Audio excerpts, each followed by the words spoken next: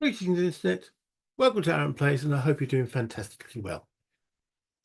This will be episode 43 of my playthrough. I've got a little list of what episodes I'm going through.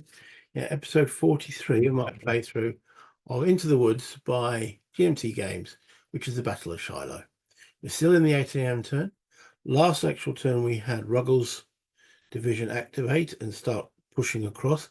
Not much happening in the guards. There was some shooting, some disordering, but no actual fisticuffs. This episode we're starting with Sherman. So I think it's Sherman's last activation, but I'll double check that once we get down there. So I'm just updating where I am. So we did Ruggles last episode. We're now doing Sherman. Okay. So yeah, it's, as I mentioned at the end of the last video, the terrain has been the Union's most staunchest ally. I'd like to say that now. Now, before we get down at the video, if you do the like and subscribe and the other YouTube stuff, comments always appreciated, blah, blah, blah, blah, blah. Okay, let's go down the map and ascertain what's going on. Okay, so yes, Sherman. Now, how many chits has he got in the pool? Let's have a quick look. Oh, I can't remember. Hold on. It's doing the, oh, you clicked it. I'm not going to show you what it is. Where's the Union pool? There it is. Okay. So Sherman's got an efficiency of 2. He's already had 1 AM, so there must be 2. So this is Sherman's last one. Okay. Okay. Let's close that down. Let's close that down, get that out of the way. So there we go. Now, Sherman's got a few divisions. We've got McDowell over here. We've got Buckland. We've got the remnants of Hildebrand. And then right over here,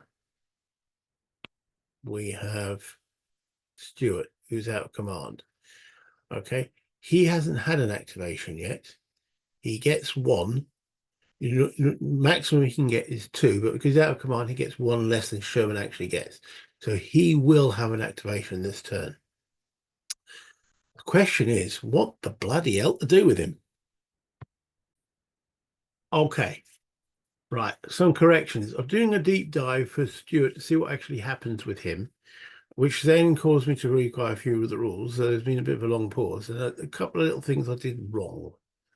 Okay, there is a special route rule for the Union until 10 AM. Okay, so until the end of the 10 AM turn of any first day scenario, Union infantry units, not artillery carrier, that suffers a second disorder from small arms fire, including artillery fire at 3 or less hexes, must UDD after any required retreat. Okay, and a failed roll results in rout. So this unit here was forced back by infantry shock, so that doesn't apply on that one, that unit there. So I'm clarifying that doesn't apply for that unit. However, there was some shooting in and around here, which caused a second loss. Well, where was it? This unit, sorry, this unit here. Okay, from shooting. But then again, I've gone beyond that. So, because then there was a shocks involved afterwards as well. Okay. You know what? I now know the rules. Let's not double rethink it. Okay. I say I now know the rules. I've got to keep those sort of rules in mind. There's also an artillery retreat and reaction move as well, because of these woods are a little bit lighter. So I've got to keep that in mind. And I still couldn't find anything special about Stuart, though I know I've read it. That's the annoying bloody thing. I know I've read it somewhere. And I've just put page through, nearly 12 pages of these things to try and find what happens with Stuart. You've got command ranges, chain of command,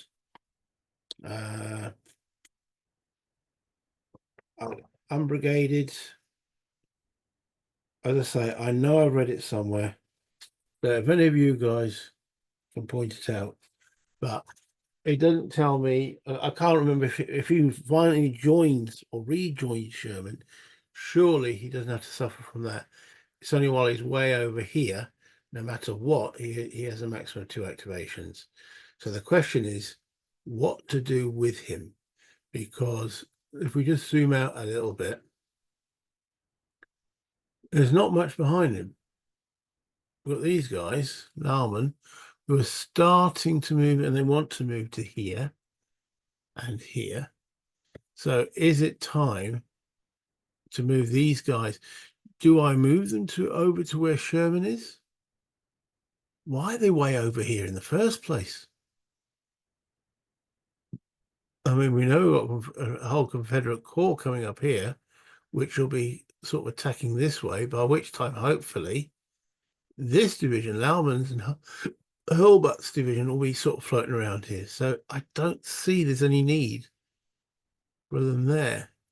However, there could be a need for them here getting towards. So I'm going to be moving them towards Sherman, and they'll be the first brigade that's going to activate. But before we do that, they're going to be, they're under advance order. Where's the order tokens? Orders, there we go. They're under advance. But before we do that, do we want to change any of Sherman's other brigades' orders? So we have McDowell. He's under attack. Stay under attack. Buckland. He's under attack. Stay under attack. Hildebrand is under advance. He's only got a gun left, so I think that might as well stay as well. So, all right, that's what we're doing for those guys. So we're going to try and get Stuart back over to that side. So we'll stay with this guy. We'll get him turning around. Okay. So that's 1 movement point. 2.5. We will then make him extended so he can extended markers, extended column, extended column.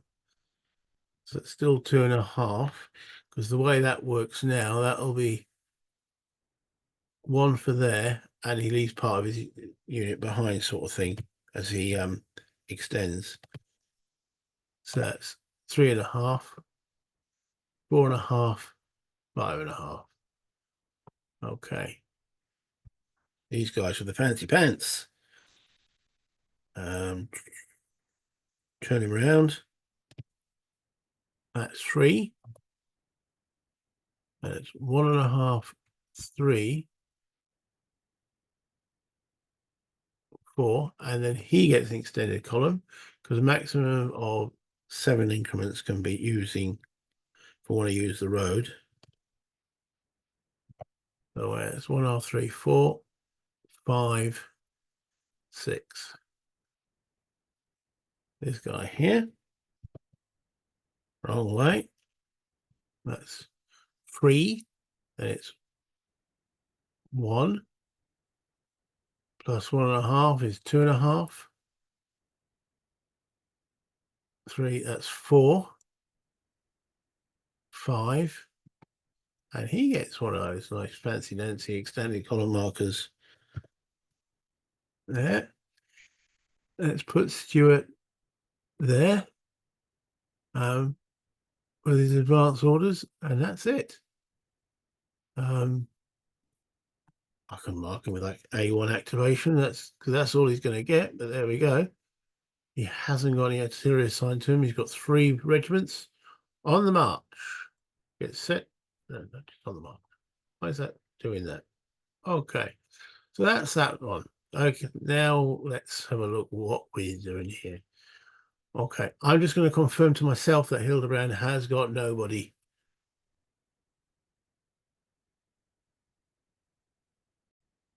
No, he has no more infantry. Who's this cavalry block? He's working under the Independence, isn't it? So Hildebrand himself. Just double check. Yeah, the guns do belong to him. Let's try and rally them. Yeah. Okay.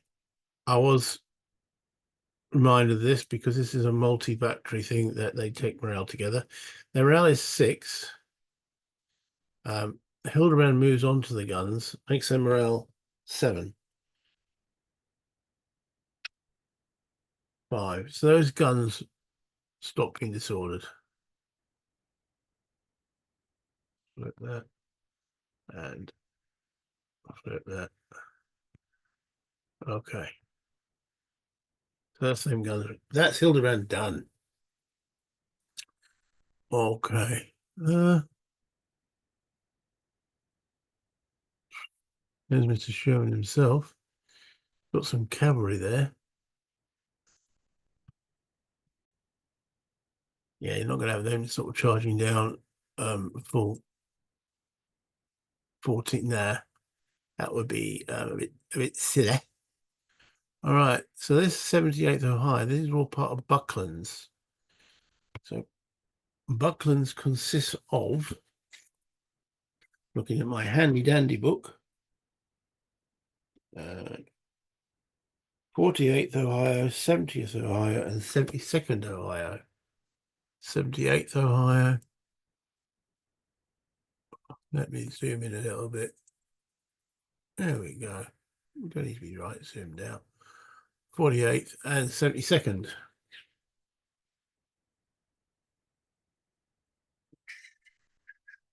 Buckland, 48th, 70th, and 72nd. Yeah. All right, so he's got 3 brigades there, all of which are disordered. That's not looking too good, is it? He needs to patch them up. So we will start here. All right, so it's a 5. He's not adjacent, so that's fine. Remember, we've got to add +1. 4 + 1 is 5. They rally. Let's flip him.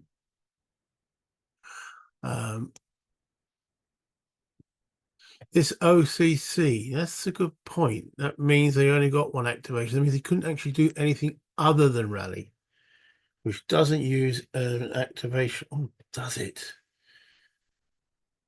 I better double check. Oh, yeah. Big mistake there. Who was about to make?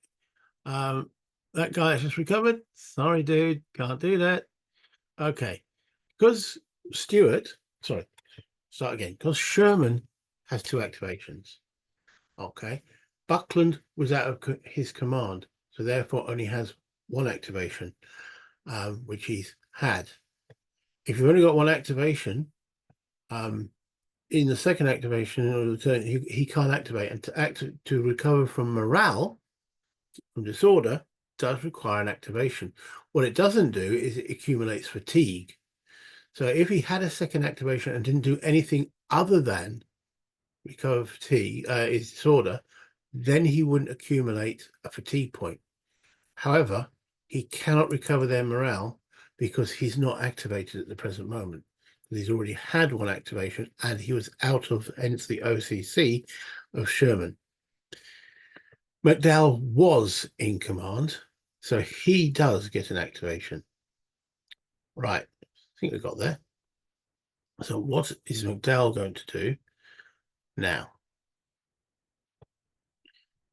This unit, because he's under attack orders, can come and attack that unit. Because this unit was hoping to beat that unit up and then face towards that unit. That didn't happen. Also, this unit cannot do a reaction facing change when that unit moves into there because he's in the front of that. So that wasn't very smart, was it? Okay. Well, that's what's going to happen. McDowell is going to send the 40th Illinois into that hex there, and he's going to have them fire into the flank of that unit there. So, 40th Illinois, it's got rifled muskets, so that's +1. He's firing into the woods, takes it to 0. Shooting down the flank, it's +1. They're not disordered or anything, so it's just it's +1 with 7 increments worth with a 5. Okay, so we know that's instantly ammo low. Firing, ammo depleted. Okay, not good, but there we go. That's what happens when you fire guns. And sometimes run out of ammo. Okay, you roll a 5 on the 6 to 8 table. That is a D+1 on that Confederate unit. So their morale is 6. D+1. They're on 8. They didn't like it up him, sir. They didn't like it up him. He disorders from that shot, and he can't return fire or anything like that. Okay, so that's that unit done. This unit is low of ammo, so he could recover his ammo if he wanted to, because he's on a trail. He's quite close to a camp, or he could move into here and fire. Because he's got a better shot there with the muskets. So that's probably not a good idea. So I think he'll stay there and recover his ammo. So I better double check. Yes, I know. Double, triple, quadruple checked everything on this bloody game. Right, ammo resupply. It's automatic for artillery. Okay. Small arms require a resupply roll. In addition, they may only recover ammo if on or within 2 hexes of a road, which they are, on or within 1 hex of a farm lane. They're actually on a farm lane, or in an infantry camp. Okay. So, small arms must roll for ammo resupply with a die roll of 4 or less. If small arms is on a road, there's a -2. If on a farm lane, there's a -1 DRM. So, in other words, he needs 5 or less to recover his ammo. 2. Okay, so he's no longer ammo depleted. So, ammo depleted. All right, it's one of those talk. Keep going. There we go. That's all it can do.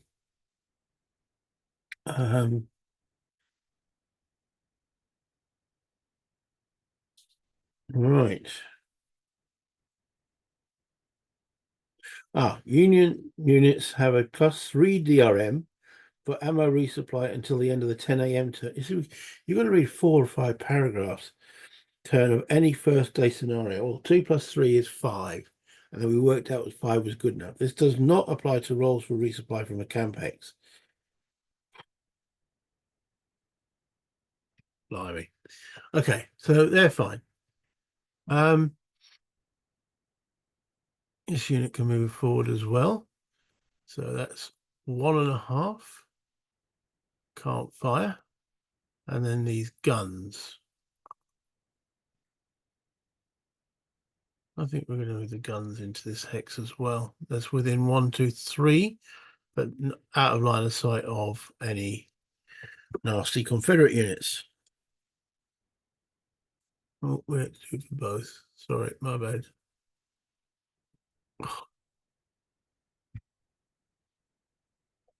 Here we go.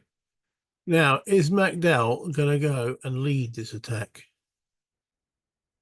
He's not the most. He is cautious, but I think this is going to be real help the Union if he does. So he is going to go and join in that attack. Yeah, let's do it. Okay.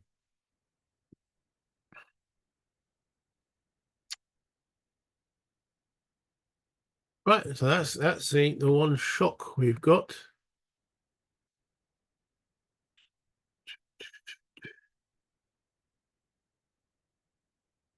Now he was restricted by that one counter there, but I think that's now gone because he had got to that.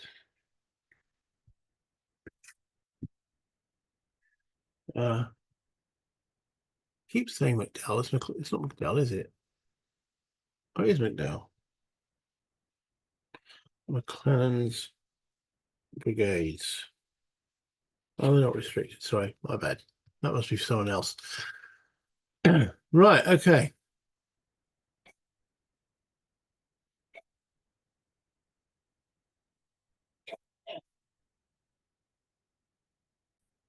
Okay. Let's resolve this. Not going to be pretty. All right, so designate all target. Yeah, we've done all that. Perform retreat before shot. Can't retreat before shot. Green attacker commitment check. Well, this is what went wrong for the Confederates in this area. He's still going to make that commitment check. That's a G5. McDowell encourages it, so it's 6, but again, it's -1. +1 for the Union. 3. They're going in. They're keen. Okay. Defenders pre-shock cohesion check. Okay. So it's no leader. Unit in mark. No. Unit is disordered. Yes. +1. Defender being attacked from the flank. He is +2. He's not fatigued yet, so it's a +2. Well, it's a 0 or a 4. Okay. That is slightly cocked, but it's mainly looking at the 0, so he passes. Okay. Pre-shock reaction fire, none. So we then go into the shock roll adjustments. So the odds, right? Well, the size of this unit is 12. The size of this unit is 14, but it rounds up in the attacker's favor. Yeah, I know that's bloody unusual, isn't it? Because they're moving, so there's no modifier there. Any defender disordered, there is 1, so that's +1. Charge benefit, no, because they shot as they went in. Stacked with an aggressive leader, no, McDowell's not particularly aggressive. He's got a big hairy C on his counter. He's cautious. For the terrain, now I need to look at this terrain because the woods has no effect, but let's have a look. There is 2 contours. You can see that there and there in this hex that they're going up to get there. Now let's have a look at that. See, up a minor slope is where 2 contours are showing. So that is a -1. So on that terrain thing, that negates that now. Positional attack, it's a flank attack. It gives them +3. To attacking from the front and the flank, they would get +4. Okay. Odds ratio benefit, none. Any attacker disordered? No. Attacker has no brigadier. He does have a brigadier. Attacker with advance orders. They're not. They're under attack. And that's it. So, +3 modifier. High is good. Well, that's not brilliant. That's 5. 2 + 3 is 5. Defender retreats. Defending unit retreats 1 hex and then disorders. Okay. Right. He's going to go that way because that's the direction of the advance. I'll just change the facing. All right. He can go into there. In fact, must go into there. And that ends his attack. Defender retreats and then disorders. He's already disordered, so he takes second disorder.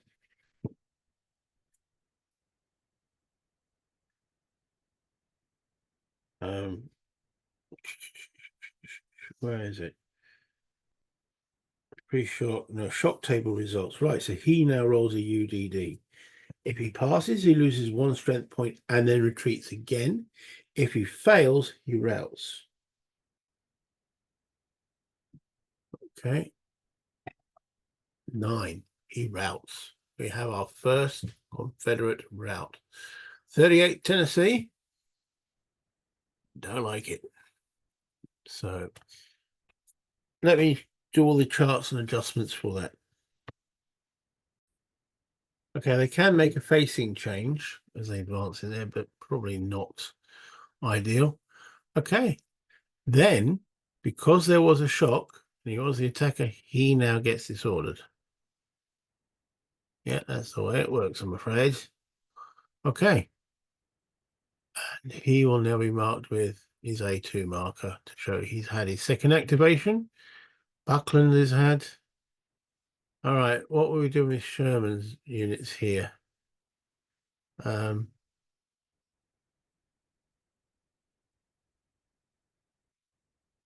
guns. Forgot to move the guns. I've got to do something. Wrong way. That's 3. And it's 3, 6.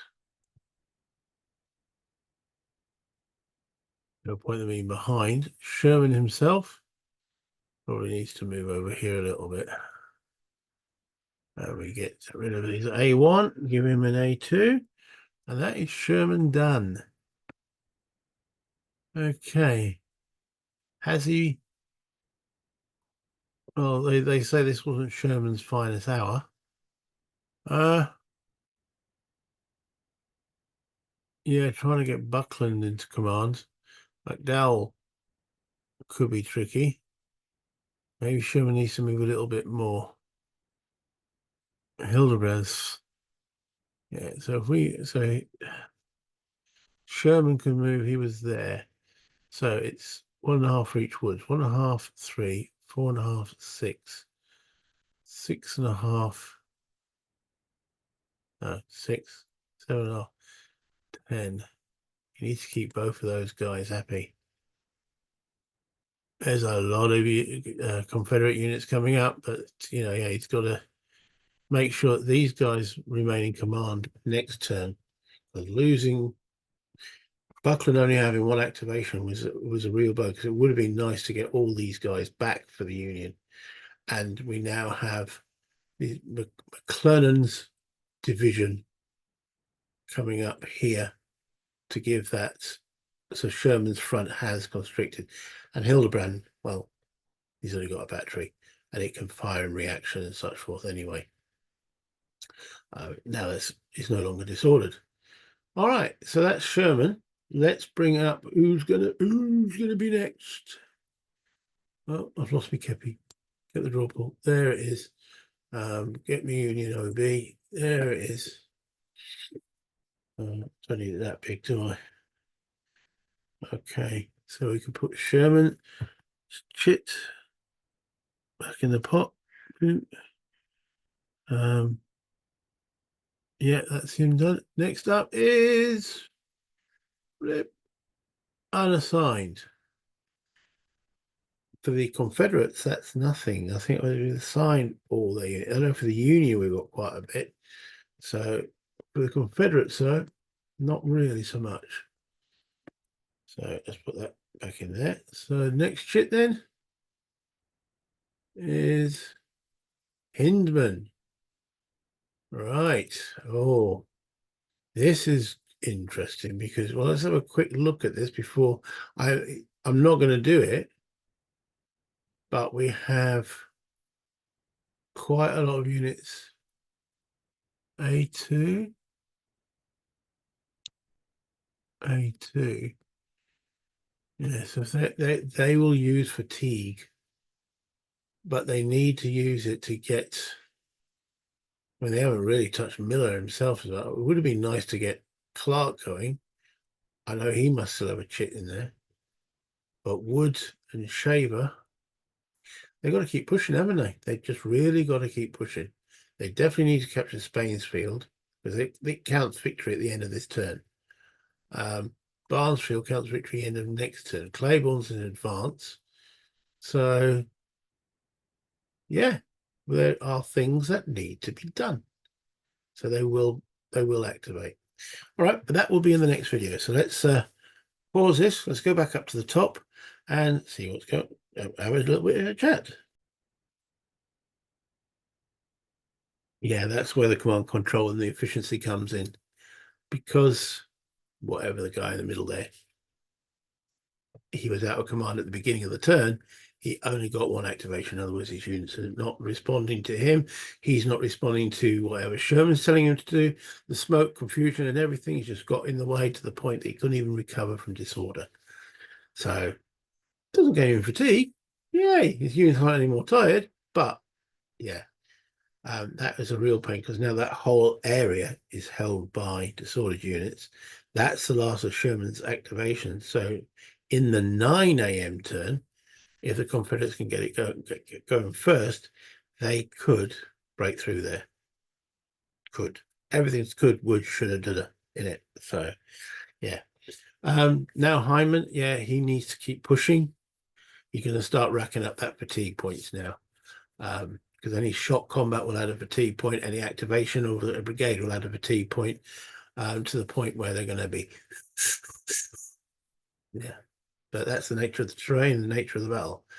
Once they reach maximum fatigue, which is 4, I mean, there will be at -2 on morale checks, +2 on morale checks, -2 on shooting, and everything. It affects a lot.